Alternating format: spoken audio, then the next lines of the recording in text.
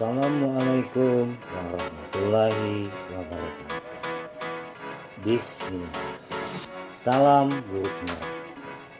Perkenalkan, nama saya Haryawan, calon guru penggerak angkatan 5 dari SMA Negeri 2 Tanjung Jabung. Kali ini saya akan memaparkan demonstrasi kontekstual refleksi filosofi Ki Hajar Dewantara, Merdeka Belajar dan implementasi pemikiran Ki Hajar Dewantara di SMA Negeri 2 Tanjung Jabung. Refleksi filosofi pemikiran Ki Hajar Dewantara. Ki Hajar Dewantara menjelaskan bahwa tujuan pendidikan yaitu menuntun segala kodrat yang ada pada anak-anak agar mereka dapat mencapai keselamatan dan kebahagiaan yang setinggi-tinggi, baik sebagai manusia maupun sebagai anggota.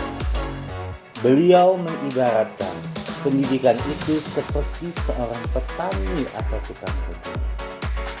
Anak-anak itu seperti biji tumbuhan yang disemai dan ditanam oleh Pak Tani di lahan yang telah disediakan. Anak-anak itu bagaikan bulir-bulir jagung yang ditanam. Bila biji jagung ditempatkan di tanah yang subur dengan mendapatkan sinar matahari dan pengairan yang baik, maka meskipun biji jagung adalah bibit jagung yang kurang baik atau kurang berkualitas, dapat tumbuh dengan baik karena perhatian dan perawatan dari Pak Tani. Demikian sebaliknya, meskipun biji jagung yang disemai adalah bibit berkualitas baik, namun tumbuh di lahan yang gersang dan tidak mendapatkan pengairan dan cahaya matahari serta tangan dingin Pak Tani, maka biji jagung itu mungkin tumbuh tidak aktif. Dalam proses ini, Ki Hajar Dewantara mengibaratkan pendidikan sebagai penuntun dalam proses menuntun anak diberikan kebebasan, namun pendidik sebagai pamong dalam memberikan tuntunan dan arahan agar tidak kehilangan arah dan membahayakan dirinya. Seorang pamong dapat memberikan tuntunan agar anak dapat menemukan kemerdekaannya dalam belajar.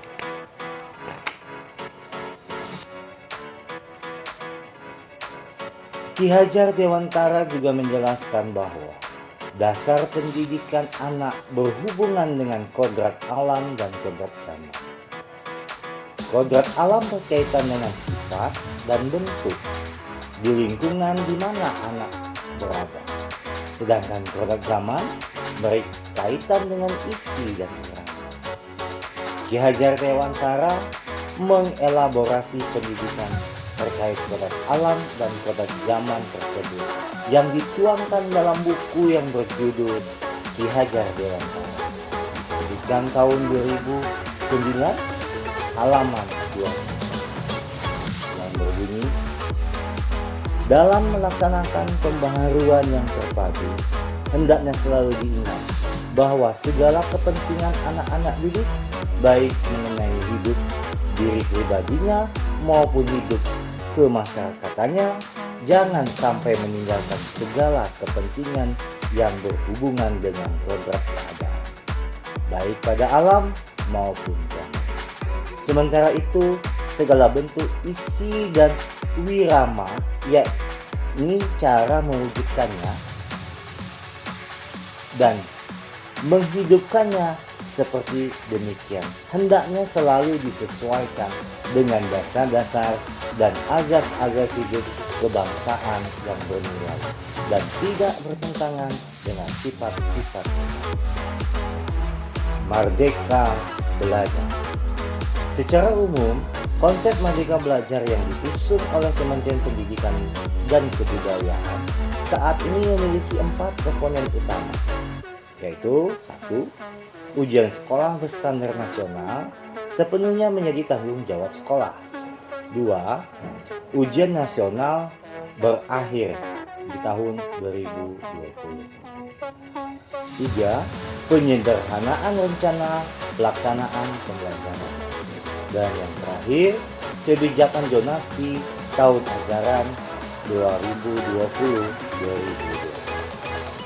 Sebagai salah satu calon guru penggerak, diharapkan kita nantinya dapat memimpin pembelajaran yang menerapkan merdeka belajar dan menggerakkan seluruh ekosistem pendidikan, menjadi pelatih atau mentor bagi guru lainnya untuk pembelajaran yang berpusat pada murid, serta menjadi teladan dan agen transformasi pendidikan ekosistem pendidikan. Dan sekolah sebagai sekolah penggerak akan berfokus pada pengembangan hasil belajar siswa mencakup literasi, numerasi, dan karakter. Diawali dengan karakter yang unggul. Ada 6 profil belajar Pancasila yang ingin diwujudkan, yaitu dan bertakwa kepada Tuhan Yang Maha Esa dan berakhlak yang mulia, berkebinekaan global, bergotong royong, kreatif, bernalar kritis, serta seorang pendidik harus bisa memberikan kebebasan kepada anak untuk dapat mengembangkan ide, berpikir kreatif, dan mengembangkan bakat dan ide kreatif beserta didik.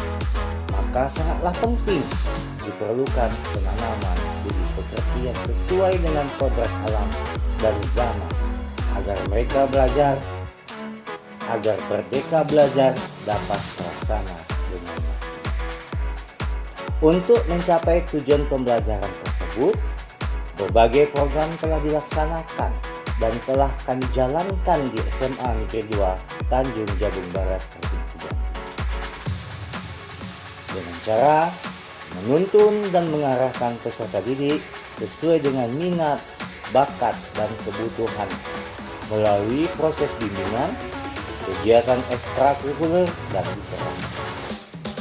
Aksi nyatanya berupa kegiatan yasinan di hari Jumat yang diawali dengan sholat Jumat, Kamis berbatik yang mengajarkan siswa untuk mencintai daerah tempat tinggalnya sekarang tanpa harus kehilangan budaya asalnya.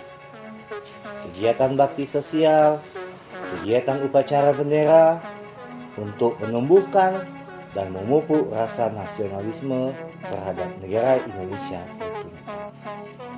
Selanjutnya kegiatan ekstrakurikuler OSIS, pramuka, PNR di bidang keagamaan, seni, dan olahraga. Kegiatan pembiasaan karakter.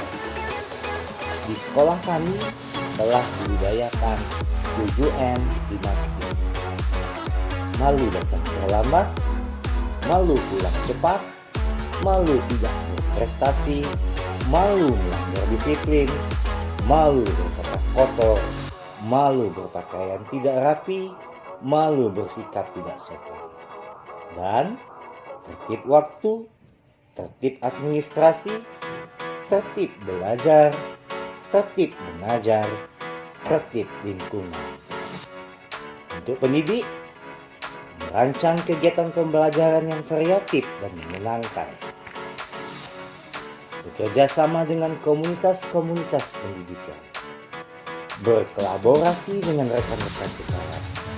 Dengan mengikuti diklat dan pelatihan untuk pengembangan diri seperti in-house training, MGMP atau musyawarah guru mata pelajaran, serta lain-lain. Sebagai seorang pendidik, kami juga selalu berpacu dengan teknologi untuk mengimbangi perkembangan dunia teknologi dalam upaya meningkatkan kompetensi diri. Tak lupa selalu mengikuti kegiatan-kegiatan sosial. Akhirnya akan melahirkan generasi yang karakter sesuai dengan kebutuhan dan filosofi Ki Hajar Dewantara serta profil pelajar. Demikianlah demonstrasi kontekstual modul 1.1 yang dapat kami pakai. Salam sehat dan salam bahagia. Salam Guru Penggerak.